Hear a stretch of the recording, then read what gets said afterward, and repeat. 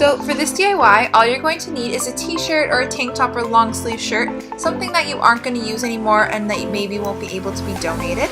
So what you're going to do is take your pair of scissors and just cut around the neckline that is there and cut off any sleeves that are on your shirt. So my shirt is a really old shirt from 2012 that didn't have sleeves, so I'm just cutting off the neckline.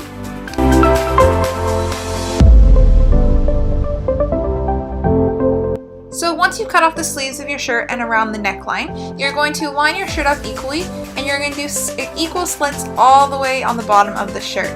So these slits, you do want to make sure you're cutting through both layers of the shirt so they're completely equal, and you're just going to continue this pattern all the way down the shirt. And again, your slits can be as long as you want or as small as you want, so I chose to do smaller slits so my bag had more room.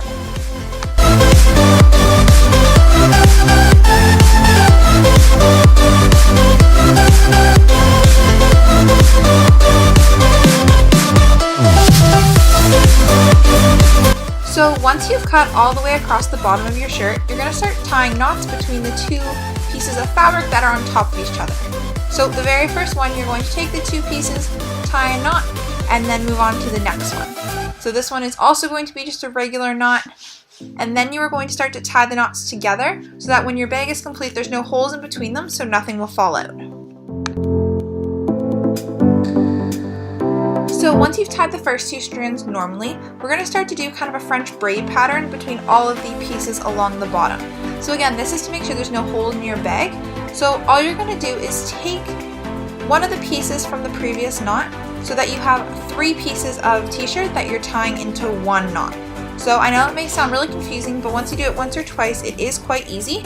So again, take one piece of the previous knot, add it to your other 2 pieces that are already on top of each other, and tie them into a tight knot, and then continue this pattern for the rest of the shirt. So here's a closer look at how I'm tying the bottom of the shirt. So as you can see, I'm taking one piece from my previous knot, adding it to the top piece, and then tying a knot with 3 pieces of the shirt. Then you're just going to grab one strand from that knot, find the 2 pieces that you're going to tie next, and tie a tight knot and just continue doing that.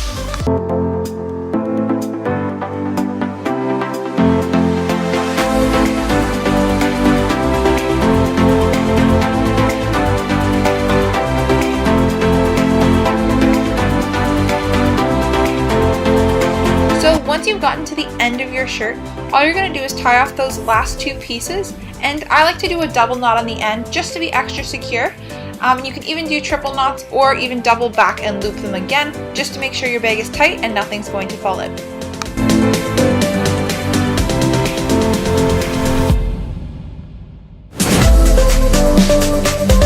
So once you've tied that last knot, your bag is complete. And the last step I did is turn my bag inside out just so I didn't have those little frills on the bottom. But if you have a design on your shirt that you want to show, the little frills can totally stay at the bottom just to add a little bit more texture. So this bag is great. You can fit lots of stuff in it, and it's great to take to the grocery stores to avoid using those plastic bags to help minimize waste. So the only little bit of waste I created from this project was that small piece of fabric that I cut out from around the neckline. But if you're super crafty, I'm sure you could find a way to use this.